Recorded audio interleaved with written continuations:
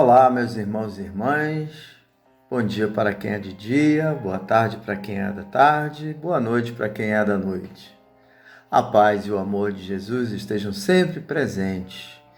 Sejam muito bem-vindos a mais esta tarde com amigo. Eu sou o Rocha, um dos catequistas da Iniciação Cristã de Jovens e Adultos da Paróquia São Pedro do Mar. E hoje estarei partilhando com vocês esse meu grande amigo, que também é de vocês, Jesus Cristo, nosso Senhor e Deus. E como nosso encontro é presidido pelo nosso grande amigo, convido vocês a invocá-lo comigo para juntar-se a nós. Pois conforme o Evangelho de São Mateus, capítulo 18, versículos 19 e 20, se dois de vós se unirem sobre a terra para pedir, seja o que for, o conseguirão de meu Pai que está nos céus.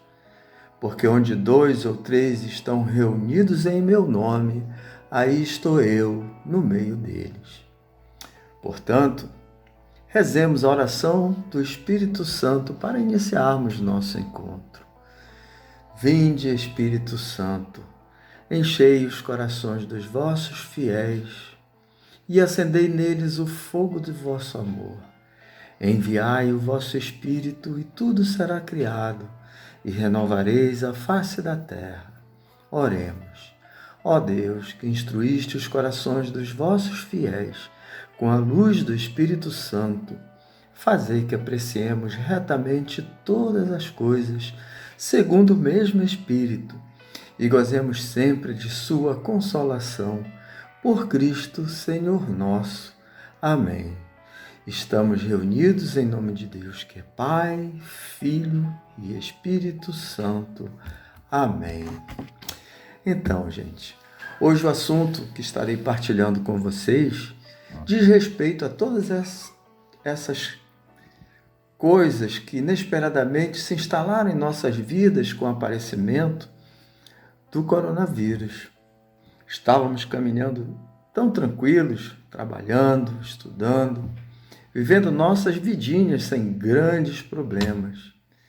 Mas, repentinamente, fomos obrigados a nos recolhermos em nossas casas, impedidos de trabalhar, de buscar o nosso sustento, de encontrar nossos familiares e amigos e até de frequentar nossa igreja. Nossa vida ficou de pernas para o ar de uma hora para outra. No início, até aceitamos meio desconfiados, achando que logo passaria. Não estávamos acostumados com toda essa história de usar máscaras, isolamento social, ficar em casa o dia todo sem trabalhar. No início, até achamos que seria legal ganhar umas férias extras sem fazer nada. Afinal, esse vírus está matando pessoas. É só lá na China mesmo, né? Nós somos brasileiros, fortes, inatingíveis, né? Muita gente pensou assim no início. Entretanto, as notícias de contaminações e mortes pelo Covid-19 se multiplicavam a cada dia. No Brasil, em pleno carnaval, começaram a aparecer os primeiros casos de contaminação. Mas como interromper a festa do povo, não é mesmo? Como recomendar que todos ficassem em casa nessa época? Afinal, o próprio presidente já havia dito que não passava de um resfriadinho. Como não acreditar nele? Se está dizendo o que queremos ouvir? Se foi eleito pela maioria da população, para que se preocupar? Mas com o fim do carnaval e com as primeiras mortes no Brasil se confirmando, a preocupação geral se instalou em nossas vidas. A pandemia foi reconhecida no Brasil e o isolamento social decretado pela quarentena. E nós, com o passar do tempo, fomos sendo surpreendidos com a notícia de conhecidos, amigos e até mesmo parentes mais próximos de nós estarem infectados e até mesmo alcançando estágios graves, até mesmo com alguns óbitos. E nós, como estamos agora? alguns desempregados, sem dinheiro, as dificuldades aumentando, dúvidas, incertezas e tristezas. O medo bate à nossa porta e nos sentimos impotentes diante de tantas notícias ruins. Talvez seja esse o momento de nos perguntarmos: qual o verdadeiro papel do cristão nessa hora? Qual o meu papel nesses dias de aflição e incertezas? Quantas e quantas vezes escutamos a palavra de Deus em seus ensinamentos contidos nas Sagradas Escrituras, explicado nas homilias dominicais, que a igreja deve sair do templo, sair às ruas, dar o seu testemunho. Vamos pegar as Sagradas Escrituras e relembrar algumas delas. Vamos abrir em Mateus 14, versículos 22 a 33. O que ela nos fala? Vou ler. Logo depois, Jesus obrigou seus discípulos a entrar na barca e passar antes dele para outra margem, enquanto ele despedia a multidão. Feito isso, subiu a montanha para orar na solidão, e chegando à noite, estava lá sozinho. Entretanto, já a boa distância da margem, a barca era agitada pelas ondas, pois o vento era contrário. Pela quarta vigília da noite, Jesus veio a eles caminhando sobre o mar. Quando os discípulos o perceberam caminhando sobre as águas, ficaram com medo. É um fantasma, disseram eles, soltando gritos de terror. Mas Jesus logo lhes disse: tranquilizai-vos, sou eu. Não tenhais medo. Pedro tomou a palavra e falou: Senhor, se és tu, manda-me ir sobre as águas até junto de ti. Ele disse-lhe: vem. Pedro saiu da barca e caminhava sobre as águas ao encontro de Jesus. Mas, redobrando a violência do vento, teve medo e, começando a afundar, gritou: Senhor, salva-me! No mesmo instante, Jesus estendeu-lhe a mão, segurou e lhe disse: Homem de pouca fé, por que duvidaste? Apenas tinham subido para a barca, o vento cessou. Então aqueles que estavam na barca prostraram-se diante dele e disseram: Tu és verdadeiramente o Filho de Deus. Então, o que ele nos fala? Ficaram com medo. Mas Jesus logo lhes disse: Sou eu, não tenhais medo. Pedro, incrédulo, ainda desafia Jesus: Se és tu, manda-me ir sobre as águas até junto de ti. E Jesus lhe responde: Vem. Mas diante das ameaças e incertezas, volta a deixar o medo dominar e começa a afundar. Momento em que grita: Senhor, salva-me, pois não sabia nadar. Jesus, estendendo-lhe a mão, segurou-o e disse-lhe: Homem de pouca fé, por que duvidaste? Isso é o que acontece a cada um de nós. Pedimos em oração, mas não temos fé. Não queremos que seja feita a vontade do Pai, mas a nossa vontade. Também, em outra passagem similar, escrita por Marcos em seu capítulo 4, versículos 35 a 41,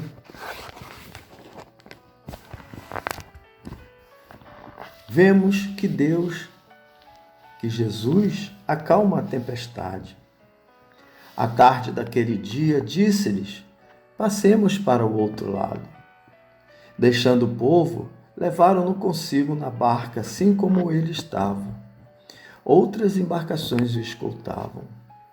Nisso surgiu uma grande tormenta e lançava as ondas dentro da barca, de modo que já se enchia de água.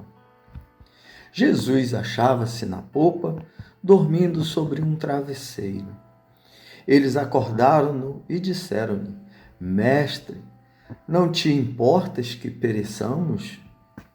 E ele, despertando, repreendeu o vento e disse ao mar: Silêncio, cala-te. E cessou o vento e seguiu-se uma grande bonança. Ele disse-lhes: Como sois medrosos, ainda não tendes fé? Eles ficaram penetrados de grande temor e cochichavam entre si: Quem é este a quem até o vento e o mar obedecem? São situações muito similares ao que estamos passando nesse momento. A tempestade do coronavírus nos ameaça a vida. Clamamos por Jesus em nossas orações, mas duvidamos de sua misericórdia infinita. Queremos que Ele salve nossas vidas terrenas, mas e se esse não for o plano divino?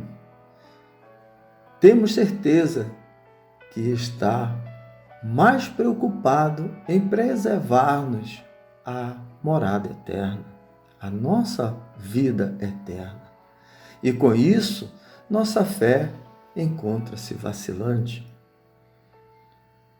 Alguns poderiam até perguntar: Rocha, então o que você está nos dizendo é que se tivermos fé, podemos voltar a viver, trabalhar, voltar à vida normal sem ter medo do coronavírus, sem medo de nos contaminarmos e morrermos?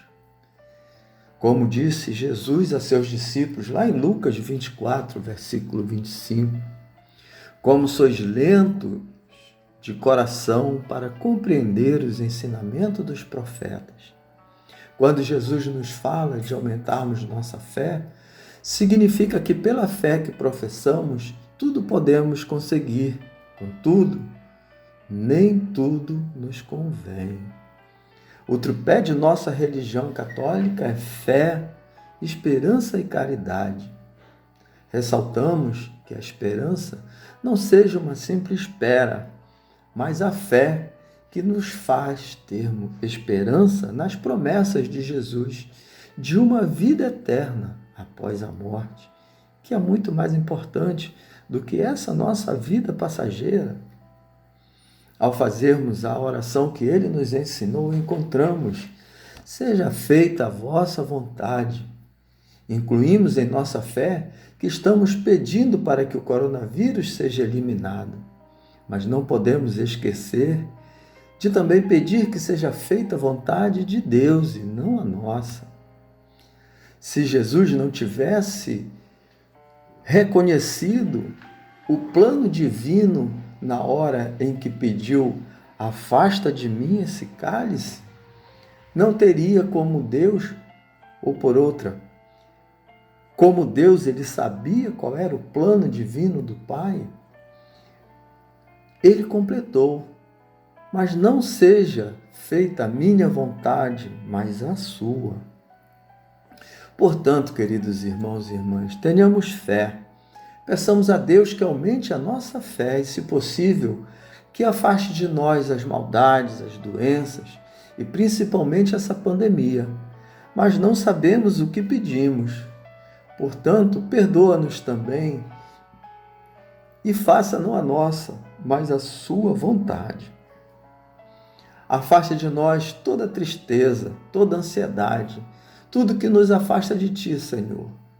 Abre nossos olhos, nossos ouvidos e nossos corações aos Seus ensinamentos. Dá-nos corações alegres e repletos de gratidão por todas as coisas boas que a quarentena nos trouxe de volta. A igreja doméstica, o convívio com os filhos, com os netos, com os parentes e as pessoas que mais amamos, os maridos, as esposas. Afasta de nós o egoísmo que não nos deixa doar-nos a quem precisa, dos mais pobres, dos mais necessitados. Nos dê o conhecimento de que precisamos para reconhecer que novos caminhos deverão ser buscados a partir dos efeitos da pandemia quando ela passar. Que a humanidade aprenda que o seu jugo, o jugo divino, é suave e que a sua lei é o amor. E que tudo que Deus faz e fez é bom. Caríssimos irmãos e irmãs em Cristo Jesus, sempre que alguma coisa de ruim acontece com quem não tem fé em Deus, ou que a suposta fé é meramente interesse material, essa pessoa acaba se voltando contra Deus e, não raro, blasfema e mais dele se afasta. Quando algo de ruim acontece a quem tem fé em Deus, assim mesmo, ela não esquece de agradecer o que está acontecendo, pois sabe que tudo que chega até a ele é para o seu crescimento, para que a promessa de vida eterna seja cumprida, ou ainda para a glória de Deus. Obrigado, Jesus, por estar mais tempo em casa com as pessoas a quem mais amo. Obrigado pelo amigo ou parente que adoeceu, pois me faz perceber o quanto ele é importante para mim e por me dar oportunidade e tempo de expressar o quanto o amo ainda em vida. Obrigado, Senhor, por mais um dia de vida, pois tendo a necessidade de sair de meu lar em meio à pandemia, me destes a graça de retornar sem estar contaminado. Obrigado, Senhor, por mais um dia de vida, porque posso ver, ouvir, andar, sentir, por mais um dia que me dás para meu crescimento espiritual e acreditar em sua infinita misericórdia. Por fim, obrigado, Senhor, por mais um dia de vida, porque posso viver o presente, reconhecendo que este é o teu maior presente para nós. Plagiando o Padre Giovanni Azevedo, que a alegria do Senhor seja a nossa força, que todos possam receber a alegria do Senhor, mesmo nesses momentos difíceis de pandemia, e perseverar na fé, sabendo que tudo, mesmo as coisas ruins que possam acontecer conosco nesse tempo de pandemia, servirá de alguma forma para o nosso crescimento espiritual. Tenhamos fé, a bênção de Deus e até o próximo encontro. A paz de Cristo. Amém.